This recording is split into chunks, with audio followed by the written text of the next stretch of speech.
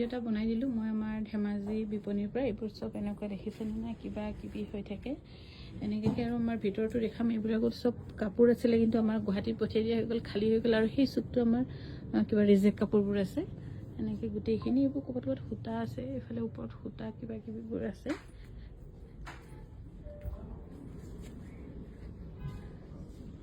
এইবোৰ গোটেইখিনি এনেকৈ কাপোৰ ফুল হৈ আছে। আৰু তলত যিবোৰ দেখিছে এইবোৰ সূতা হয়, তলত কাপোৰ থ'ব নোৱাৰি যে, সেইটো কাৰণে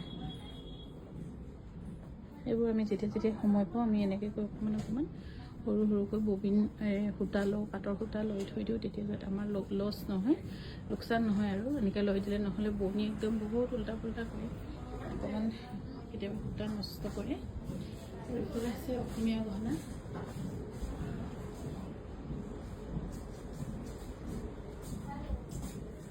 আৰু গোটেইখিনি দোকানৰ হেৰিখিনি এবাৰ দেখুৱাই দিওঁ।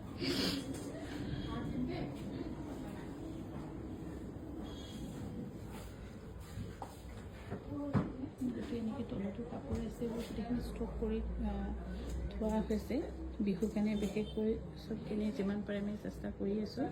আৰু গুৱাহাটীত আমাৰ ইয়াতকৈ বহুত বেছি হিউজ কোৱান্টিটিত আছে। এইবোৰ চব চিজিল কৰি আছে সিহঁতে কাপোৰ। আৰু ক'ত ভৰাম ভাবি আছে, এইফালে আৰু কাপোৰ আনি ভৰাব।